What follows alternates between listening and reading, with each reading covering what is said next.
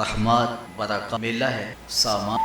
اور اللہ ماہ سیام کے ہر شب کو گناہ گار کی آگ سے یہ بابت اپنے گھر ہو کہ رسول کریم صلی اللہ علیہ وسلم نے ارشاد پتہ چلے وہ آرزو دا سال ہی اللہ نے مبارک میں نے جو آپ کے آیت تلاوت اس میں بھی اس مفہوم کو بیان کہ اے ایمان والے جس طرح سے پہلوں پہ فرض یا ایھا الذین کتب علیکم فرض کی وجہ تاکہ متقی بن پرہیز کا تقوی اتقاء کی نصیب ہو، تو اس آیت سے پہلے اے ایمان فرض کیے، پھر دوسری بات سے پہلوں پہ فرض کیے تاکہ تقوی اتقاء کی دوسرا یہ تسلی دی یہ بھوک اور پیاس کی شدت تمہیں ہی نہیں کاٹنا، تم سے قبل بھی یہ عبادت مشکل عبادت تقوی کو حاصل کس راستے۔ علامہ حقی علیہ رحمہ لکھا ہے کہ ملک تحمور الثالث یہ حضرت آدم علیہ اولاد تیسرا بادشاہ، اس کے ذمہ قحط تو اس نے ایک وقت آپ کھا لیں اور ایک وقت بچائیں تو قحط زدہ علاقوں تو قوم نے اس حکم کو چشم کو اور ایک وقت کا فاقہ اپنے ان بھائیوں کو قحط میں قوم کی ادا اور وقت کے نبی پر تمہارے اس عمل کو عبادت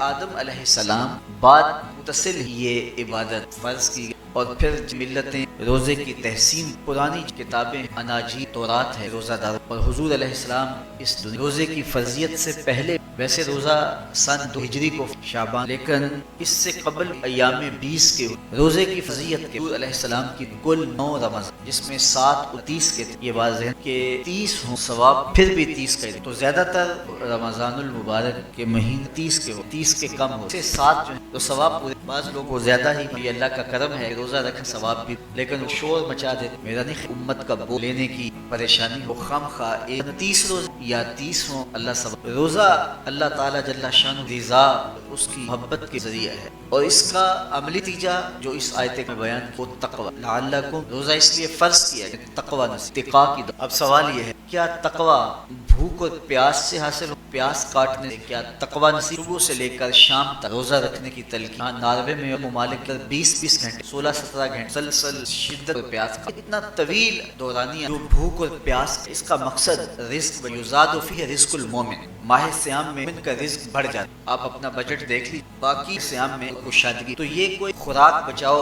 مہم نہیں ہے رزق تو بڑھ جاتا ہے لیکن اس کے باوجود 20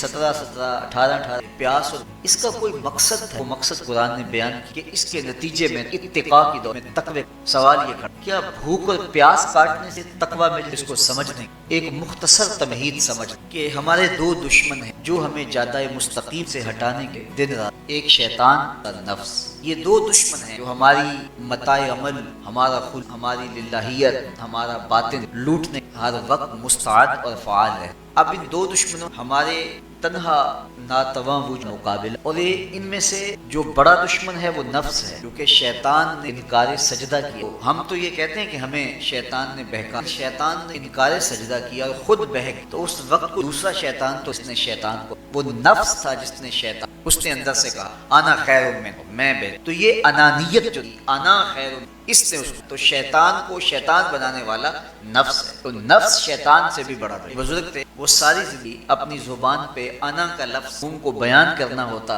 تو وہ با الفاظ دیگر بیان کر میں کا لفظ انا کا لفظ وہ اپنی زبان پہ جاری ہی کہتے تھے اس لفظ نے شیطان کا بیڑا غرق کیا تو میں یہ لفظ زبان پہ آنے نہیں اچھا بندے بھی بڑے عجیب زبان پہ یہ لفظ آتا کیوں نہیں میں جاتا ہوں بزرگ تشریف نماز کا وقت حضرت ایک مسئلہ پوچھیے شیطان کو کس چیز نے برباد حضرت آپ تو بولیں گے کہ میں نے آنا کہوں گا جیسے بھی ہوا ان لفظ میں تو آ ہی گیا وہ بزرگ بھی بڑے سیانے تھے کہ نیت کا کھوٹ فرمانے لگے بیٹا نماز کا وقت ہو گیا ہے نماز پڑھ لیتے ہیں پھر نماز ہوئی سلام پھرا تو کسی نے کہا تھا کہ شیطان کو کس چیز برباد کیا جواب دینا چاہ رہا ہوں نے پوچھا تھا جھٹ کھڑا میں نے کہا اسی جو نفس تھا وہ شیطان کو شیطان بنا تو ہمارے ساتھ نفس بھی لگا ہوا ہے ہمارے پیچھے شیطان بھی لگا شیطان بھی بڑا مکار دشمن ہے چھوٹا دشمن یہ ہماری متاع عزیز کو متاع ایمان کو متاع عمل کو متاع خلد رات مستعد فرمایا الشیطان جاسم علی قلب ابن آدم فَإِذَا ذَكَرَ اللَّهَ خَنَسَ وَإِذَا غَفَلَ وَسْوَسَ شیطان اولاد آدم کے دل پہ قبضہ جما